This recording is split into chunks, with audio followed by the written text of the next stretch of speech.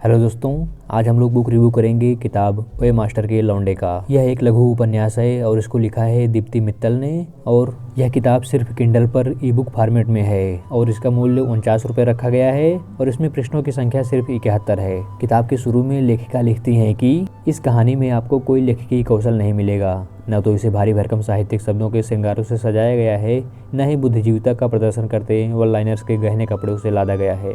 यह तो किसी नंग धड़ंग नवजात शिशु सी गर्भ से बाहर आई है, जैसी भीतर थी बिल्कुल वैसी। और मेरी नज़र में यही इसकी खूबसूरती है। और लेखिका ने इन बातों को चरितार्थ भी किया है अपनी कहानी में। लेखिका लिखती हैं कि एक था बचपन, बचपन के एक पापा जी थे, मास्टर हमारे पापा जी थे, मास्टर के हत्थे चढ़ा बचपन। ये चंद लाइनें ही एक तरह से पूरी कहानी कह जाती हैं। एक और अच्छी बात यह है कि इस किताब का पोस्टर भी लेखिका की बेटी ने ही बनाया है। यह कहानी है 8वीं में पढ़ रहे दो बच्चों की, दीपेश और हरदीप की। ये दोनों बड़े खास दोस्त हैं, एक दूसरे को सारी बातें बताते हैं।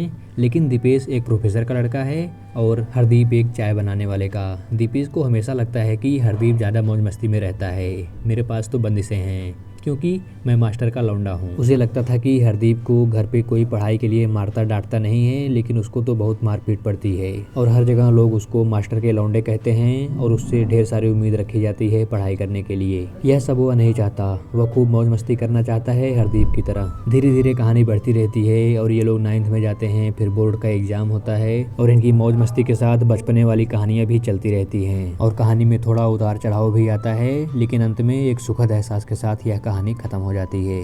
मात्र 71 पेजों में यह कहानी एकदम से रोचक है। इस उम्र में एक बच्चा अपने माँ बाप से क्या उम्मीद रखता है, क्या सारी चीजें लेके चलता है, वो बड़े ही अच्छे तरीके से दिखाया गया है। लेखिका ने इसको इतने बढ़िया तरीके से लिखा है, इतने बढ़िया बढ़िया व्यंग कसे हैं कि आप इनकी लेखनी के दीवाने हो जाएंगे। हर पेज में आपको मुस्कुराना पड़ सकता है तो कहीं कहीं आप सोचने पर भी मजबूर हो जाएंगे। एक जगह पर लेखिका कॉमिक अंदाज में लिखती है कि वैसे मानना पड़ेगा, निशानेबाजी में एक्सपर्ट थी हमारी मम्मी। बरसों की साधना जो थी, अगर ओलंपिक में गन या तीर कमान की बजाय चप्पलों से निशाना लगाने का कंपटीशन होता तो देश के लिए 1-2 गोल्ड मेडल जीत के ले आती। यूं ही नहीं कहता मैं मम्मा को कलाकार, वो हैं ही हर कला में माहिर। ऐसे ही कॉमिक टाइम, कॉमेडी और व्यंग से पूरा समा बांध दिया है लेखिका ने। भाषा भी बेहद आसान है और आम बोलचाल की भाषा है। पश्चिमी उत्तर प्रदेश की भाषा को पूर्ण रूप से लिया गया है और ऐसा लगता है कि लेखिका इस भाषा को एकदम अच्छी तरीके से जानती हैं। इस भाषा प्रयोग में रत्ती भर भी गलती नहीं है। जैसी रीजनल भाषा वहाँ के लोग बोलते हैं, वैसा ही सेम प्रयोग किया गया है और हमको भी सारे किरदार एकदम से जिंदा लगते हैं। लगता है कि हम बस उस कालखंड में जी रहे हैं पूरी कहानी को। जैसा दीपेश और हरदीप के साथ होता है, वैसा सभी बच्चों के साथ होता होगा उस उम्र में। किताब बस 71 पेजों की है। आप इसको पढ़ते जाएंगे तो बस सरसराहट में पढ़ते ही जाएंगे। इतनी बढ़िया तरीके से लिखी गई है, आप शायद इसको 1-1.5 घंटे में ही खत्म करके मान जाएंगे। मुझे इस किताब में कोई कमी नज़र नहीं आई, बस ऐसा लगा कि किताब और लंबी होती तो और भी ज़्यादा मज़ा आता। 49 रुपये की यह किताब आपको पूरी तरीके से पैसा वसूल करती है और आप इसको किंडल अनलिमिटेड पर इसको